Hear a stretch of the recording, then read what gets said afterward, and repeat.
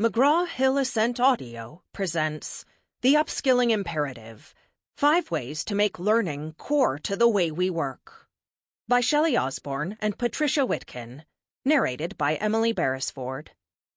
Publisher's note: the print and ebook versions of this book include visual elements. You will hear the visuals discussed and referenced in this audiobook. Forward. In our world, competition is fierce, and the nature of the work we perform changes fast. To thrive, we need to get back to the most fundamental of all human skills: the ability to learn. Small problem. Many of us have been habituated, through our organizations, those around us, and society, to believe that learning officially ends with formal education. We're accustomed to the scariness and the thrill that comes from starting at the beginning again and again. That's where the upskilling imperative comes in. I love Shelley Osborne's message that learning must be continuous and prioritized. I'm in absolute agreement that investing in upskilling is the path to better performance, better organizations, and more meaning in our work. I study an incredibly diverse set of organizations around the world, from high-end boutiques and restaurants to bustling chains serving millions. Most recently, I've focused my attention on rebel talent, rule breakers who change the nature of their work, their organizations, and their industry, sometimes with spectacular results, and sometimes less so. One key attribute shared by successful rule breakers is the willingness to courageously and continuously learn. You can't just rebel. You need to draw on skills to devise solutions and keep pushing until you succeed. Through continuous learning, we channel our inner rebel to push past our discomfort and grow our organizations and ourselves. I first met Shelley at an event where we were both speaking, and I was immediately struck by how Shelley drew in the audience. In her book, she does the same.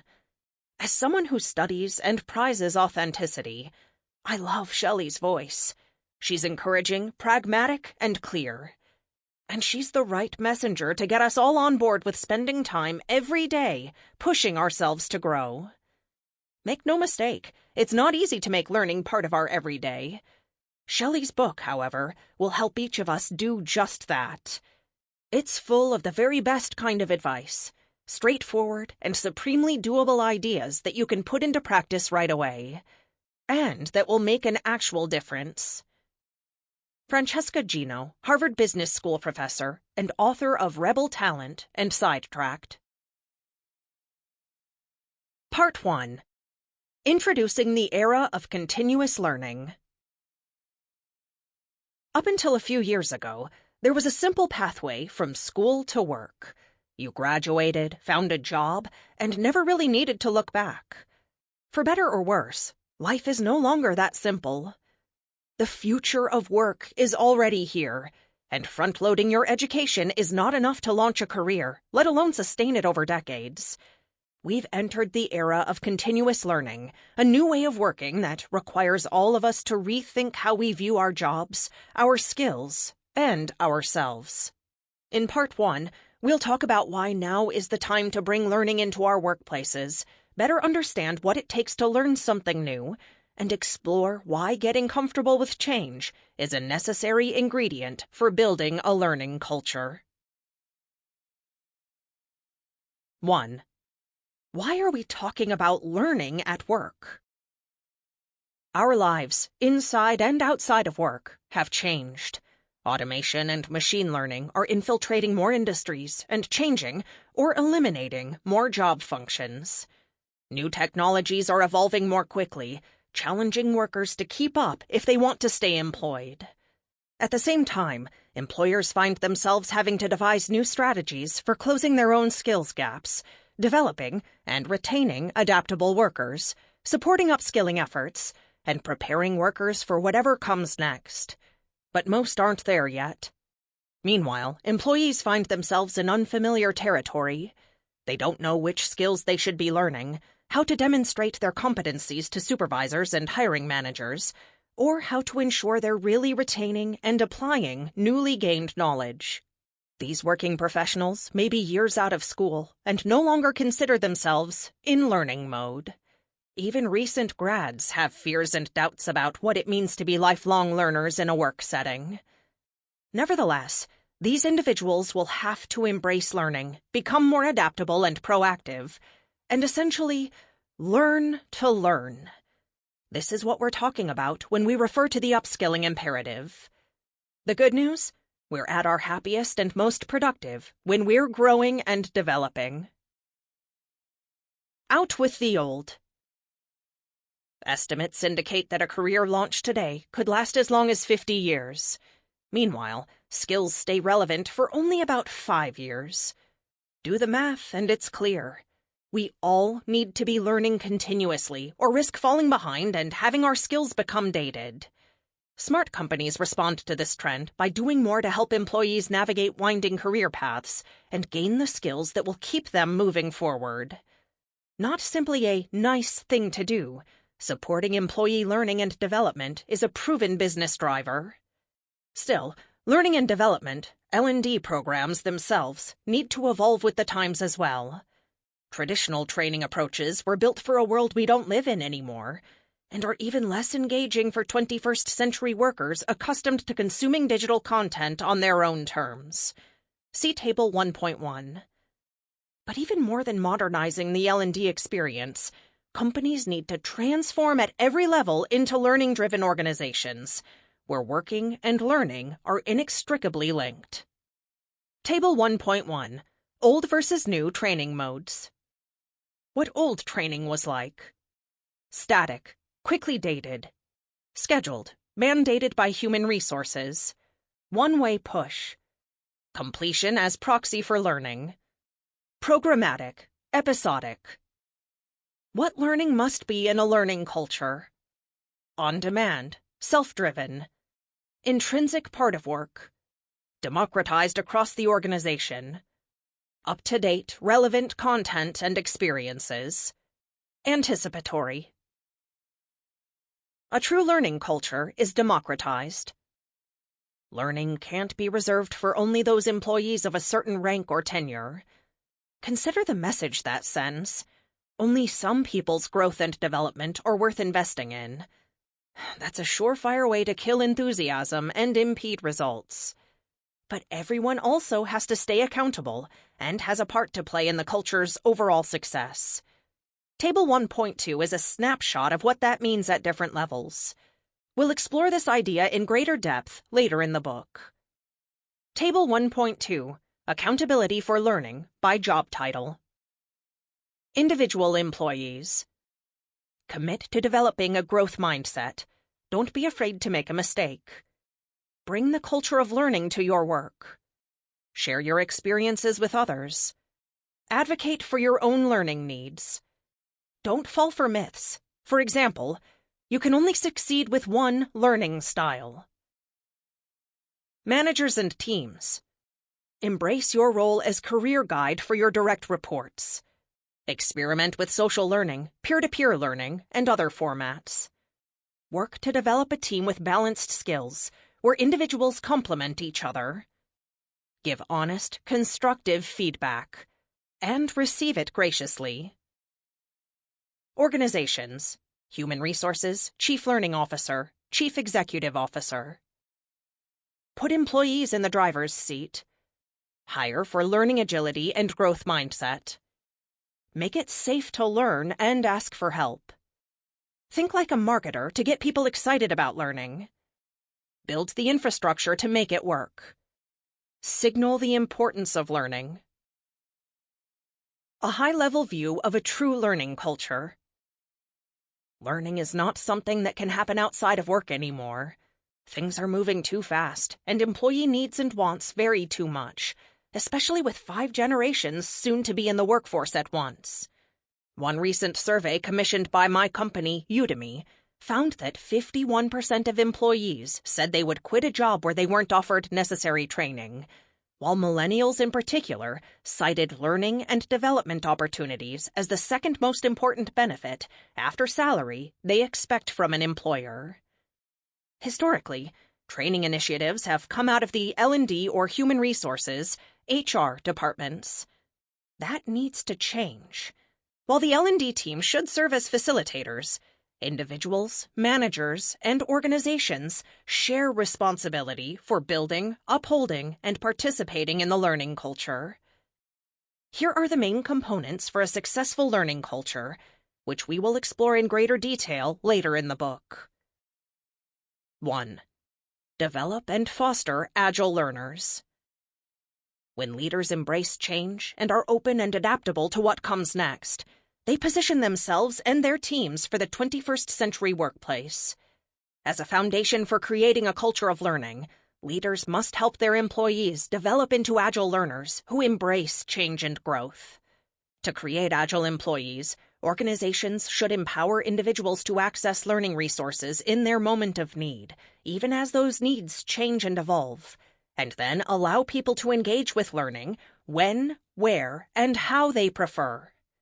There are numerous elements of the learning agility puzzle: coaching workshops, career development conversations, durability principles, and the like, that can be done to support individual learning that is specific to a team, role, or stage in the employee life cycle.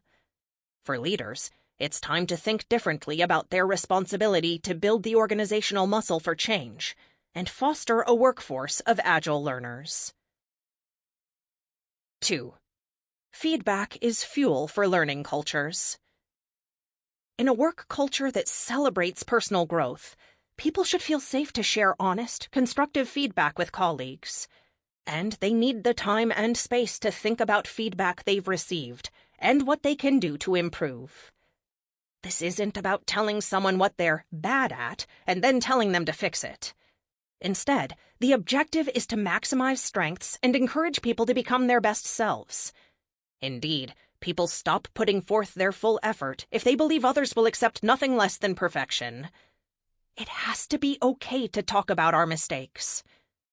To be clear, this is decidedly not the same as going through performance reviews. For starters, learning, feedback, and reflection coexist and should be happening all the time, not according to a company-mandated schedule. Rather, organizations need to normalize feedback and build reflective structures into how people work. They need to provide training that helps people understand how to give and receive feedback, and make room for people to reflect during their day. In addition, individuals need to get comfortable asking for and hearing candid feedback. As I like to say, feedback is fuel. Without open channels, you won't know where you have opportunities to grow. 3. Think like a marketer to drive learning and development.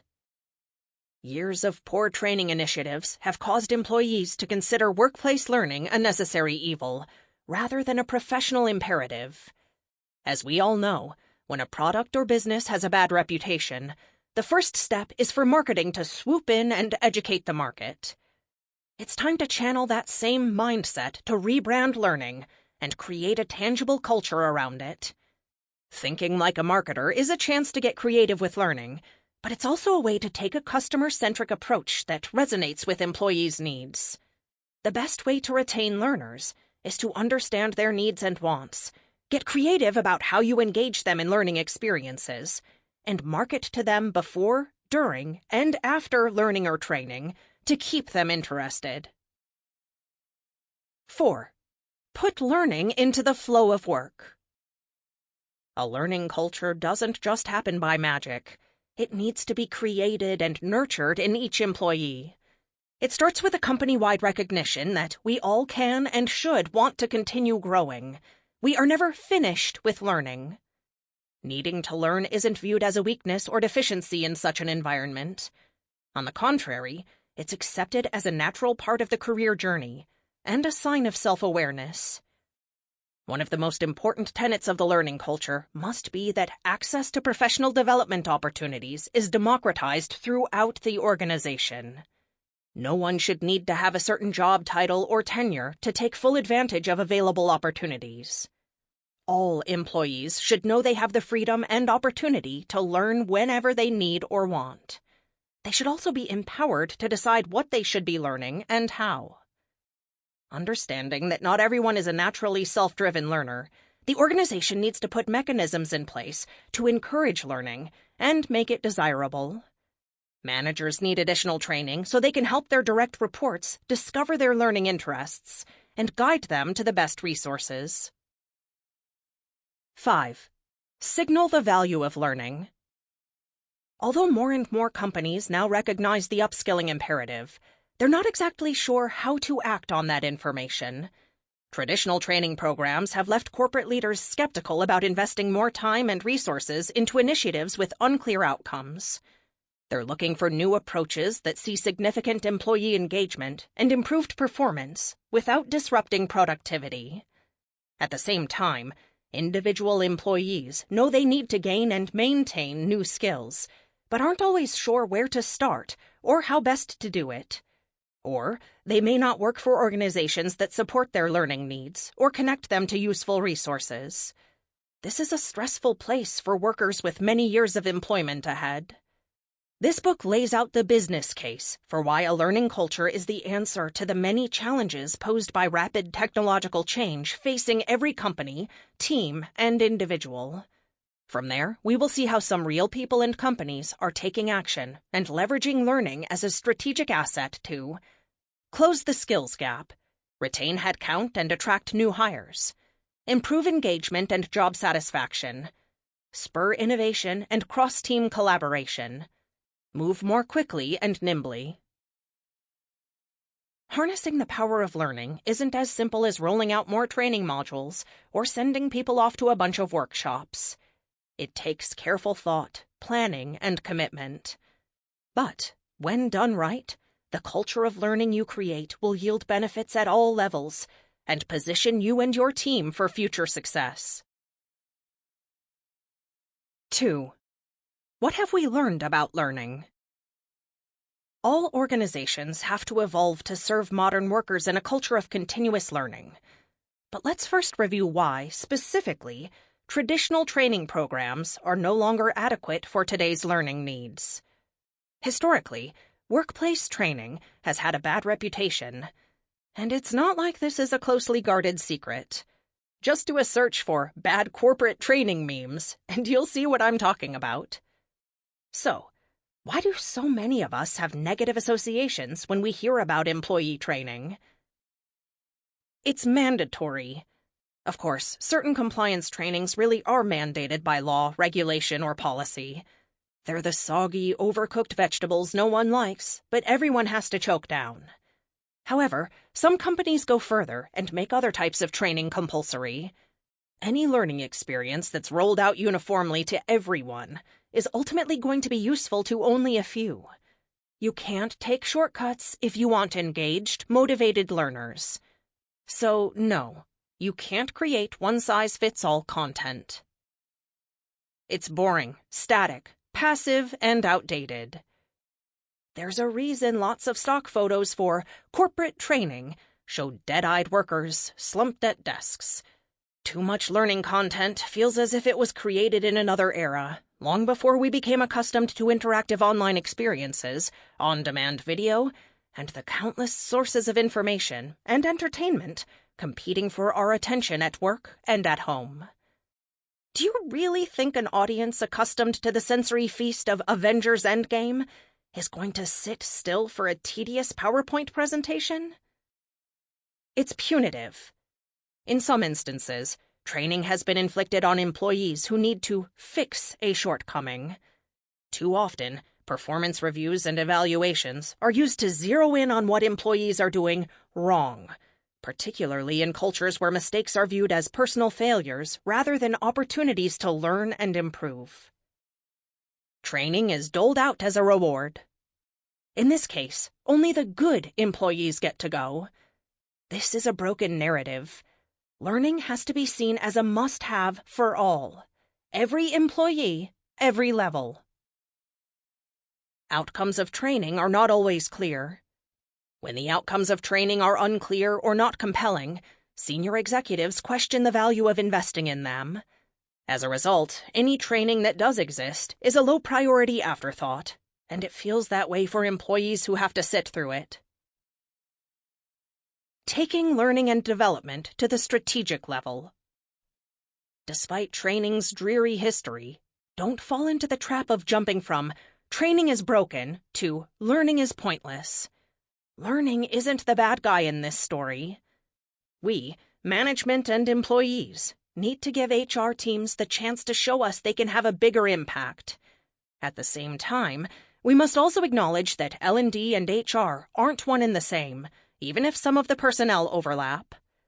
The demands of the 21st century workplace require different approaches. It's not about doing more. It's about doing L&D better.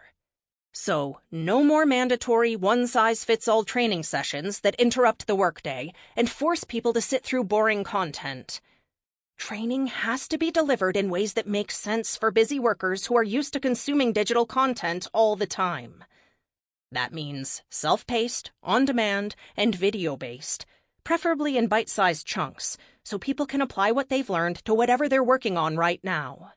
And when you gather people together, make it worth it. Moreover, we've learned a lot more about what it takes for effective learning. The challenge is moving those insights from the learning science realm into the corporate setting. Don't worry, you won't have to become a PhD to accomplish that. A brief foray into the science behind learning. I started my career as a high school teacher in Canada and spent almost a decade in the classroom, mostly teaching Spanish and English. Like most people brand new to a profession, I made mistakes. Lots of them. I remember spending hours inundating my students with material from overhead projector notes while they literally sat in the dark. Yes, an overhead projector. I had no idea what I was doing. I had no time to prepare my lessons, and I was pretty much on my own to figure it out. It didn't take too long to see that my approach was not engaging my students or helping bring any of my teaching material to life. I came up with other methods and modalities that made more sense for my students, and pretty quickly I started to see actual learning taking place. So imagine my surprise and confusion when I transitioned to corporate training and discovered the learning function was still stuck in that overhead projector mentality. In fact, there were a lot of lessons I had learned the hard way from my classroom days that fit perfectly into the office setting. Ironically, when I moved from teaching high school to the private sector, a well-meaning manager advised me to keep my teaching background on the down low. Otherwise, my corporate colleagues might see me as soft from having spent so much time around children. I was also told my teaching experience didn't count in the business world. Ouch, that hurt. But in short order, I found the situation to be just the opposite. Now, I am quite happy to talk about my classroom experience when I meet new employees, stand in front of a conference audience, or consult with corporate customers. It's an important piece of my own career journey, and it is completely relevant to my place heading up L&D inside a learning company now. Learning and development professionals, like everyone, are busy people moving fast. That doesn't always leave much headspace to reflect on whether some ideas and approaches could be improved and updated. Sure, it will take hard work, but it will also open opportunities to show how workplace learning can make a strategic impact. A ton of time, research, money, brain power, and curiosity is put toward understanding how people learn and how we can use that science to improve traditional education experiences and outcomes. But, as I've discovered, we don't become a new species of learner when we move out of the formal classroom and into the world of work. Following are some of the lessons I've brought with me from my high school teaching days that resonate strongly with my corporate learners. Lesson 1. Necessity is the mother of learning. Completion cannot be taken as a proxy for learning. In fact, checking boxes was never an accurate reflection of effectiveness. Training programs must have a clearly defined goal, measurable outcome, practical application, and ongoing value and relevance. Employees should never walk away from a course or workshop thinking they're done. People retain knowledge when they have an immediate need to apply it and ongoing opportunities to reinforce it. That's why it works so much better for employees to seek out new skills when a real need arises that's personally motivating. For example, gaining a new competency to succeed on a project or show they're promotion-ready. The German psychologist Hermann Ebbinghaus first researched and demonstrated the forgetting curve in the 19th century. Basically, he found that people forget most new information right away. But he also discovered people could retain more if they repeated the new information at regular intervals.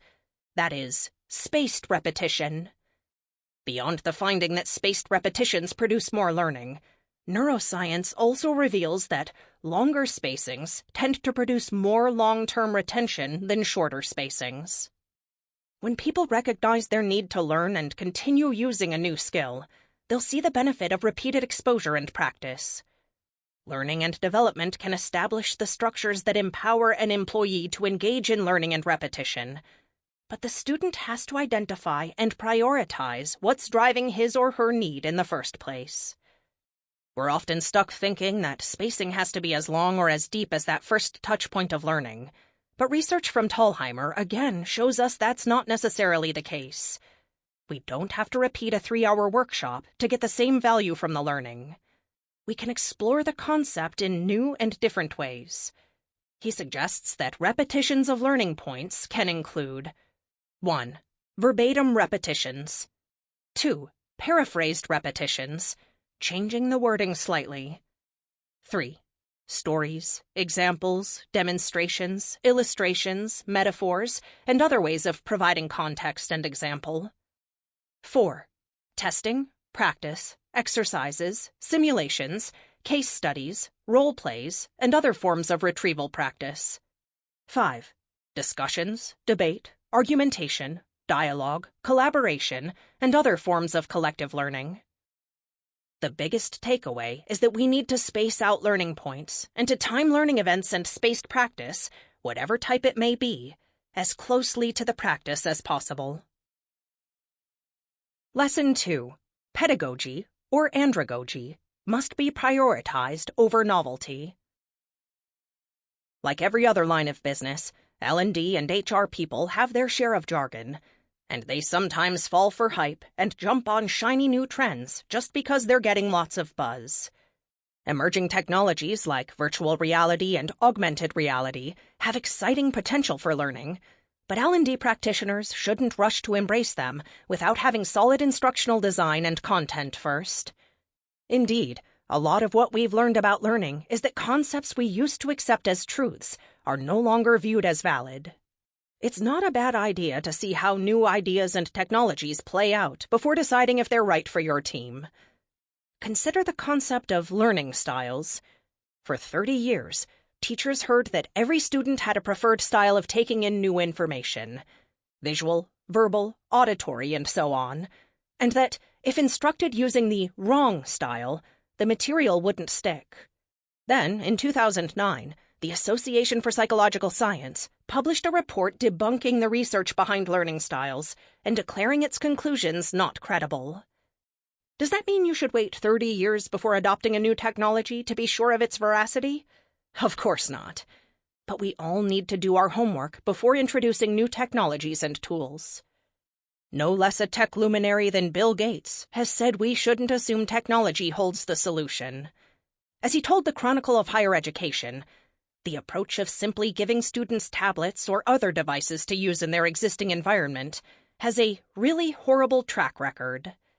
Richard Clark, professor of educational psychology and technology at the University of Southern California, published a definitive study showing that pedagogy, that is to say, teaching practice, not medium, that is to say, technology tools and resources, such as whiteboards, handheld devices, blogs, chat forums, makes all the difference in learning effectiveness.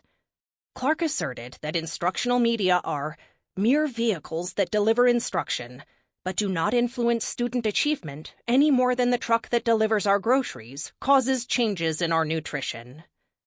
Here's the point for corporate trainers and instructional designers to keep in mind. You must start with a crisply defined learning goal. Then choose the best delivery method for achieving that goal. That might be a slick tech interface, But it could just as easily be a social learning program that consists of employees simply discussing a topic and learning together. Sample complete. Ready to continue?